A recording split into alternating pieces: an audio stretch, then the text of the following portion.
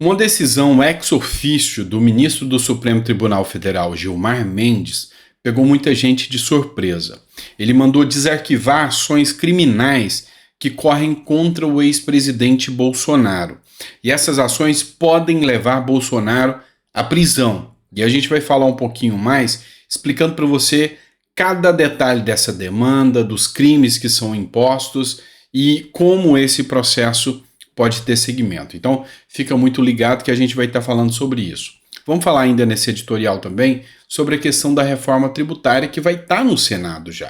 A gente vai fazer essa análise sobre a reforma tributária, explicando para vocês tudo que está acontecendo. A gente vai tentar também se ater mais tarde, tá? À fala ou ao depoimento que o Mauro Cid vai fazer hoje na CPMI dos atos do dia 8 de janeiro, tá? Então a gente vai acompanhar e provavelmente no nosso editorial das 4 horas da tarde ou os das 7 horas da noite, a gente vai trazer um aparato de tudo que aconteceu. Você já sabe como funciona, tem ali o depoimento, tem a audiência da CPMI e a gente vem logo em seguida fazendo alguns editoriais explicando para vocês a fala, o que foi ponto positivo, ponto negativo, tá bom? Então bora começar? Só não esquece de se inscrever no canal, curtir, compartilhar. Eu preciso fazer esse pedido, senão o YouTube não entrega o conteúdo para mais pessoas, nem o Facebook não entrega. Então, dá uma força para a gente, mandando aí o conteúdo para mais pessoas. E, se puder também, se inscreva no canal, é novo no canal, seja bem-vindo.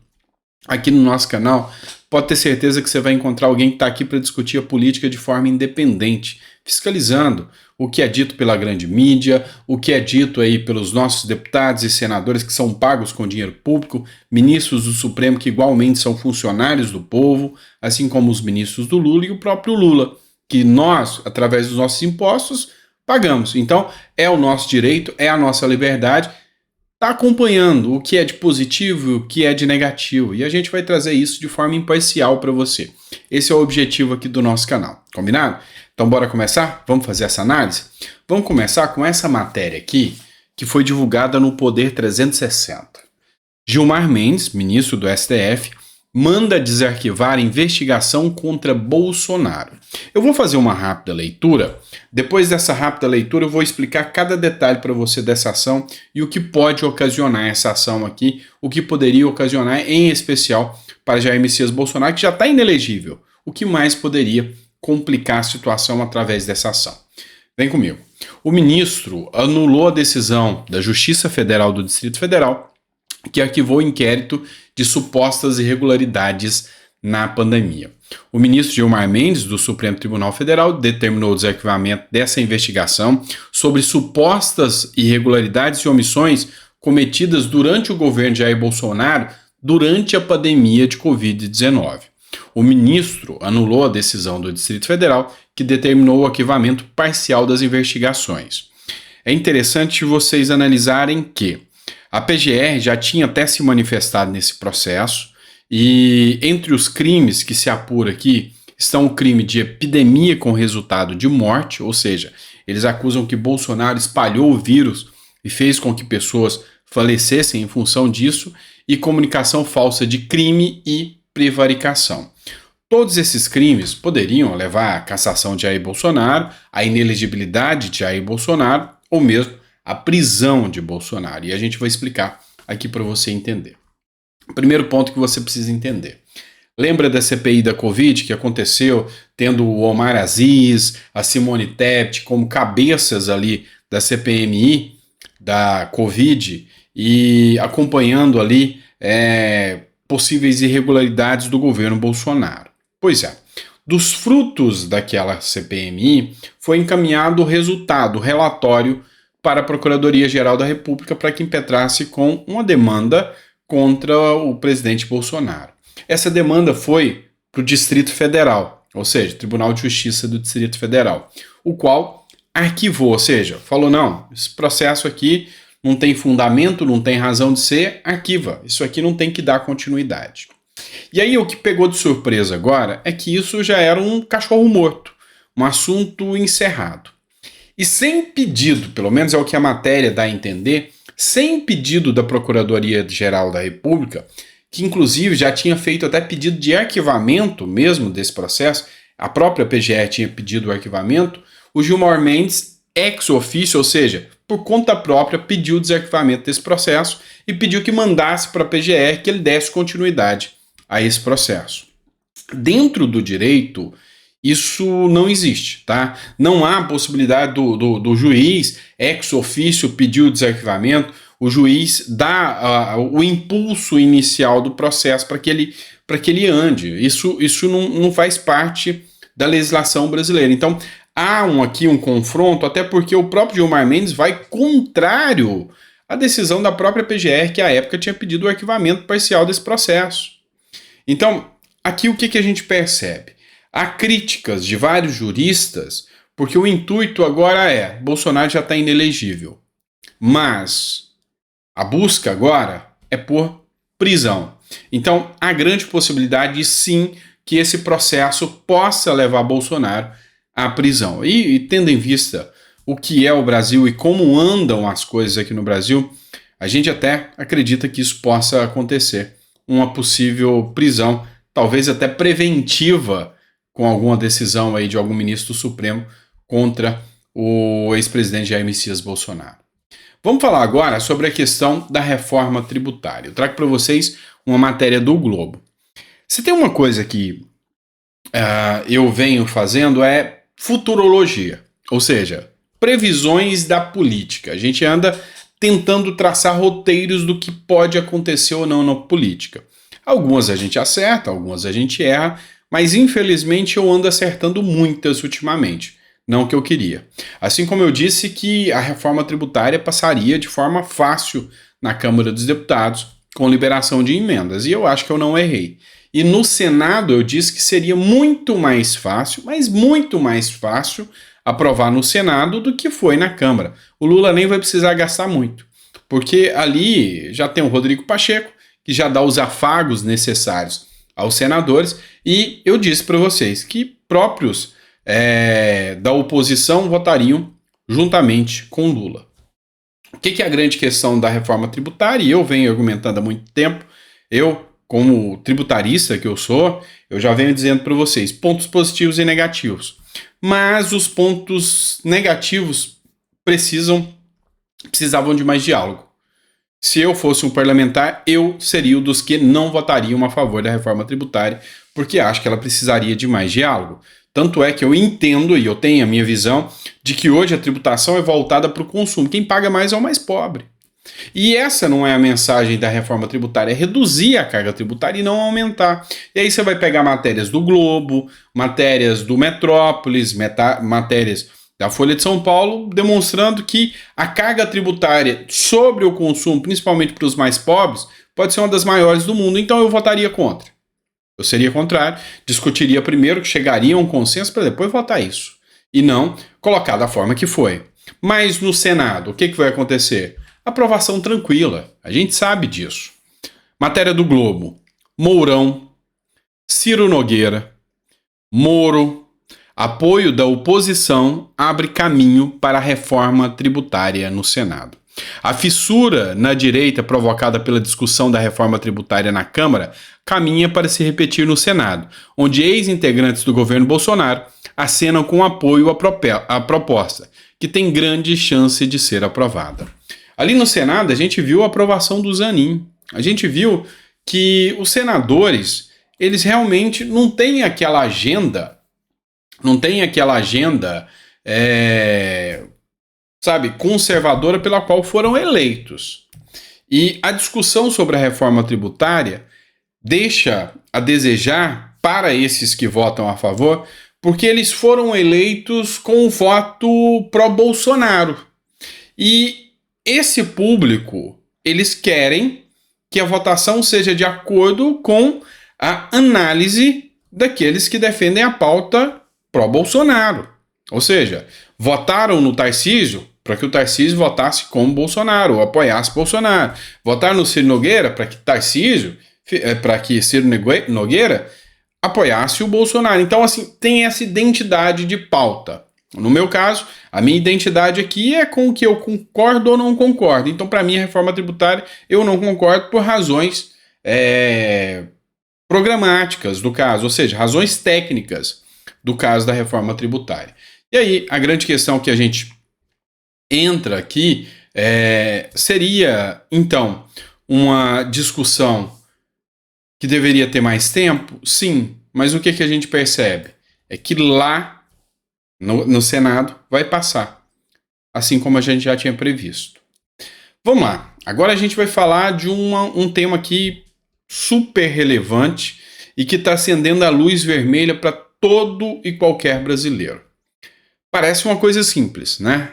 Não sei se você não já viu ou não, uma propaganda da Volkswagen, onde ela faz o relançamento da Kombi. E nesse lançamento tem a Elis Regina, que é uma cantora que já falecida, que foi revivida por uma inteligência artificial, e a filha dela. E eles fizeram um dueto, onde as duas cantam, a Maria Rita e a Elis Regina, uma canção do Belchior, que é Como os Nossos Pais. É uma música famosíssima e, diga-se de passagem, uma música maravilhosa, linda. Não sei se você gosta, mas eu gosto demais. Acho uma canção belíssima.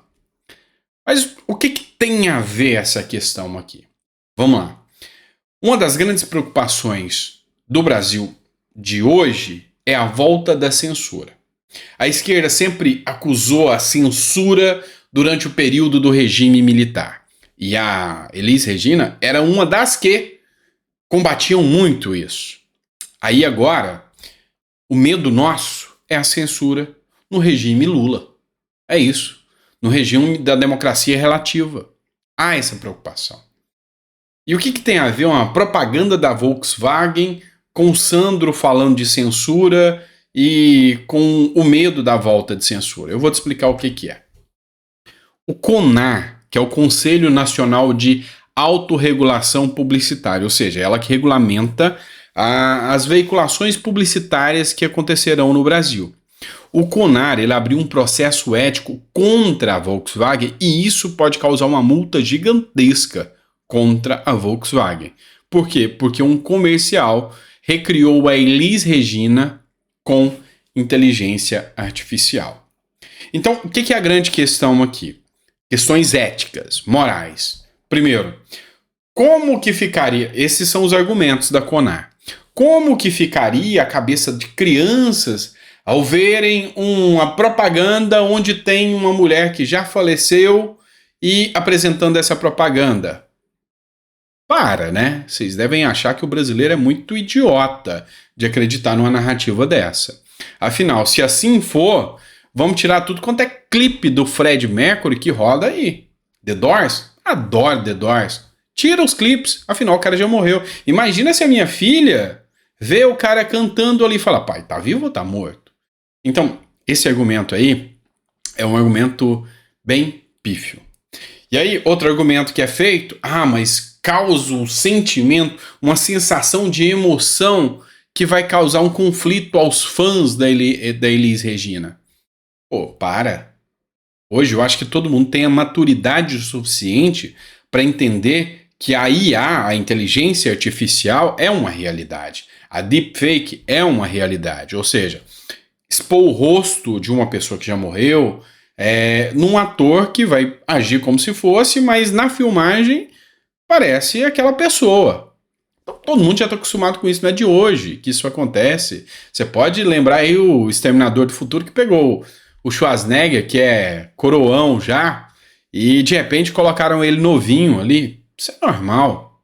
Então também é outro argumento que não rola. Agora, aqui é o calcanhar de Aquiles e você vai me dizer se eu tô viajando na batatinha. Cara, o tal de filósofo viaja muito na batatinha. Então, às vezes eu tenho que ficar puxando minha orelha, tá? Eu mesmo. É bom que a minha esposa, às vezes, quando eu começo a filosofar demais, ela fala, menos, Sandro, para. E aí, vocês têm que fazer esse papel também, tá? Vocês fazem parte disso também.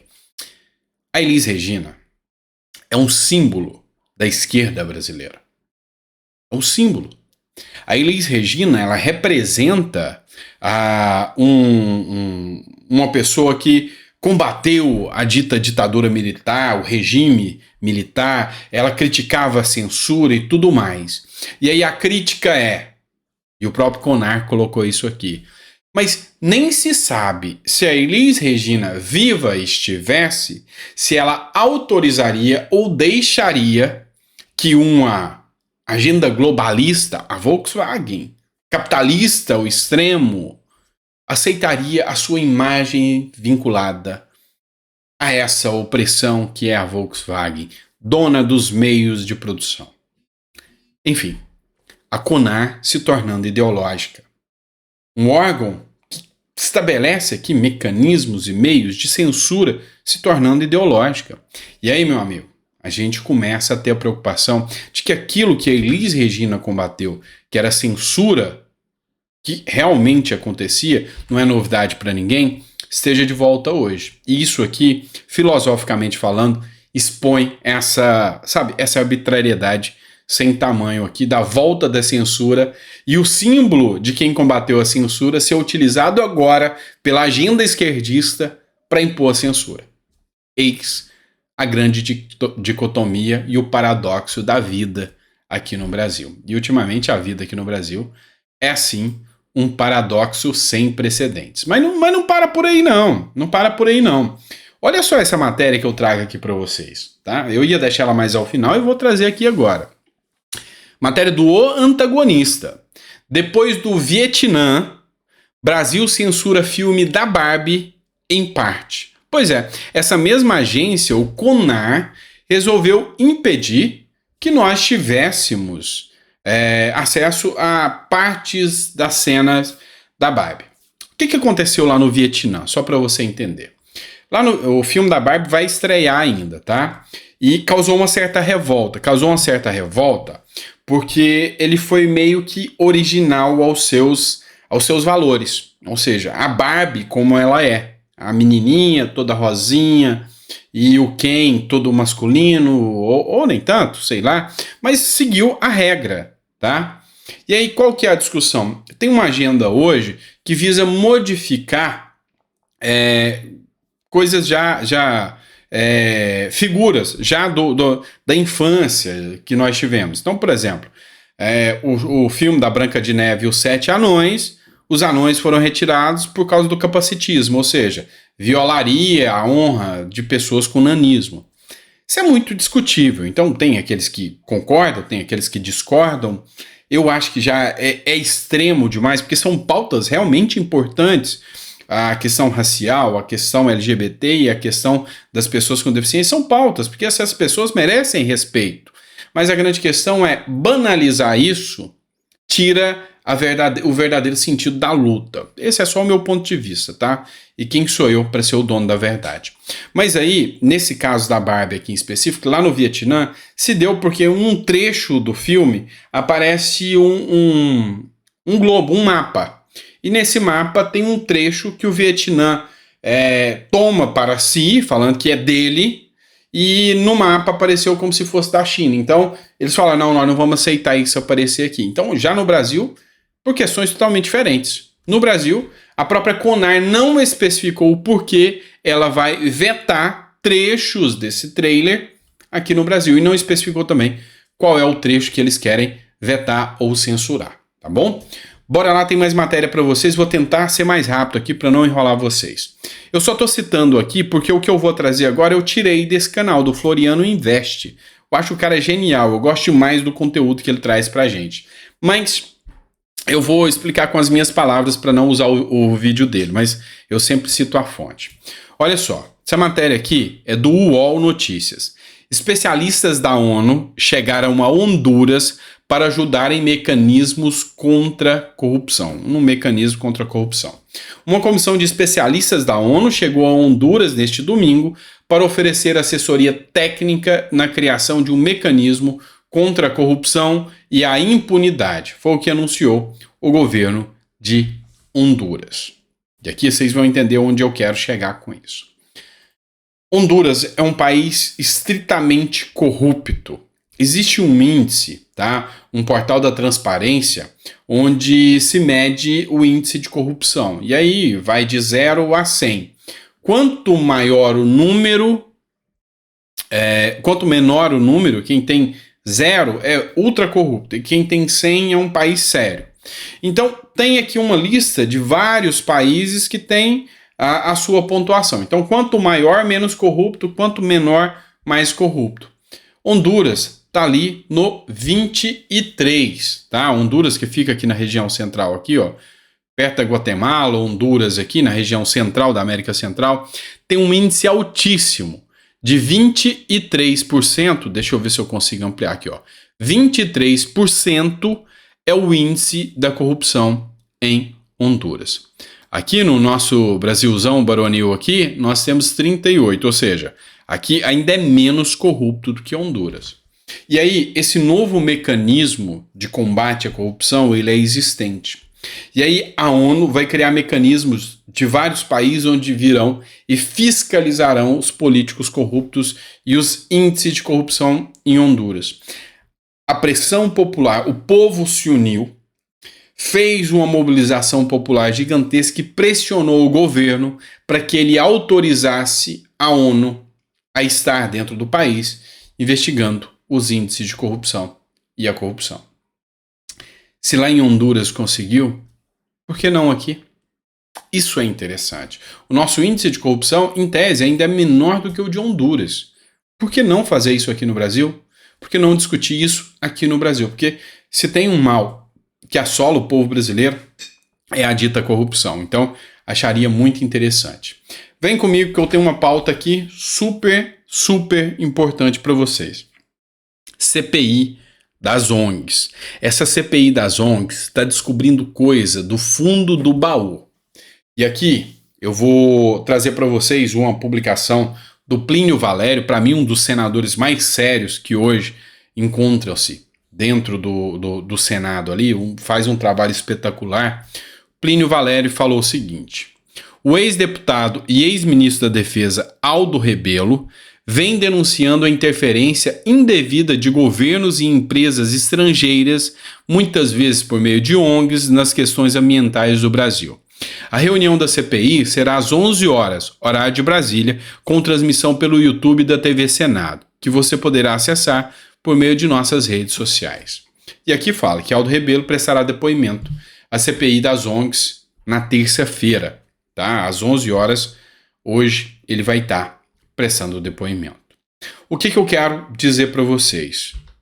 Tem muita gente da direita que não vale o dedinho do pé do Aldo Rebelo, que é um cara que se diz de esquerda. Pensa num cara coerente. Eu mesmo já participei de palestra. Teve um evento onde eu fui com o Pablo Marçal, dentre outros presidenciáveis. Fui acompanhar os presidenciáveis em 2018 lá no Museu do Amanhã. Inclusive, eu fui a pedido de um grande amigo, o Adroaldo Portal, e um dos caras mais geniais que eu já vi sobre política, que eu já discuti com ele também. E o Aldo Rebelo é um cara ímpar. Então, para você que tem ainda esse preconceito, para você que é o homem de um livro só, ou seja, você que acredita que só tem que olhar um lado e não ouve os outros, eu te aconselho a acompanhar as falas do Aldo Rebelo sobre os abusos e o escárnio que a esquerda se apropria dessas ONGs para criar abusos dentro da Amazônia. O Aldo Rebelo é um cara ímpar dentro da intelectualidade que ele apresenta. Então, eu recomendo quem puder assistir. E as ONGs, a CPI das ONGs, está descobrindo muita podridão gigantesca em relação ao que acontece com os quilombolas, com os ribeirinhos, com os indígenas. E isso aqui tem que ter divulgação. Afinal, esse é o nosso papel aqui. Bora lá. Revista Oeste. Jovem Pan afastou o Vitor Brau do programa Os Pingos nos Is. A emissora demitiu ainda a jornalista Adriana Reide. Vocês devem lembrar do Vitor Brau, um dos programas um dos jornalistas hoje mais influentes, que é o Vitor Brau, e ele foi afastado da Jovem Pan. Há quem diga aqui que há uma pressão muito grande contra a Jovem Pan. Vocês sabem que ela foi alvo de tentativas de censura, uma vez que a gente já falou de censura aqui nesse canal, tentativa de censura, e agora o próprio Ministério Público Federal pede a cassação dos seus direitos de radiodifusão. E isso, numa democracia saudável, é algo impensável. Isso numa democracia saudável é algo que não se pode coadunar. Então, há quem diga que esse pedido de cassação que interferiu e essa saída desses dois grandes jornalistas da Jovem Pan sejam em virtude de tudo que está acontecendo, tá bom? Bora falar de Senado. Olha só, o senador Jorge Seife Júnior fez uma publicação. O Marcos Pereira, que é líder do Republicanos, ele fez uma declaração à véspera da votação da reforma tributária lá na Câmara dos Deputados. Ele falou o seguinte: Bolsonaro está isolado, é de extrema direita, diz presidente do Republicanos, que é o partido, né? E aqui o que chamou a atenção foi o fato dele ter chamado o Bolsonaro de extrema direita. E aí o Jorge Seife Júnior, ele fez uma ironia em relação a isso aqui. Ele disse o seguinte: está inaugurada no Brasil a direita trans. Se elegeram como direita e votam como esquerda. Nas eleições, abraçaram, fizeram selfies e vídeos com Jair Bolsonaro para ganhar votos dos conservadores. Agora acusam ele de ser radical. Desculpem.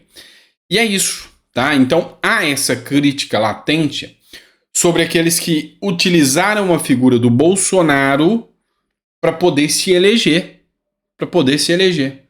Em contrapartida, na hora de votar, trocam isso em troca de um ministério, porque ele é o que está cotado para ir agora do Ministério do Esporte, e é possível que a Ana Mozart, que é a ministra do Esporte que o Lula colocou, caia a qualquer momento, e ele, o Marcos Pereira, que é do Republicanos, partido da ala evangélica, possa assumir o Ministério dos Esportes. E aí, isso está soando como uma traição muito grande para a base petista. E isso aí pode dar uma repercussão muito, muito pesada nessa escolha do Lula aí, tá certo? Vamos lá, uma última informação que eu vou trazer para vocês aqui, para o vídeo não ficar muito extenso, já está quase meia hora de vídeo. Metrópolis. Ataque à faca deixa vários mortos em jardim de infância na China. Por volta das 7h40 de ontem, na verdade, um homem entrou em um jardim de infância na cidade de Lianjiang, na província de Guangdong, na China, e atacou com uma faca funcionários, pais e alunos do local. Segundo as autoridades locais, 6 pessoas morreram e uma ficou ferida. Tá, eu não sou aqui para trazer notícias para vocês de fatos cotidianos que acontecem, como tragédias, esse tipo de coisa.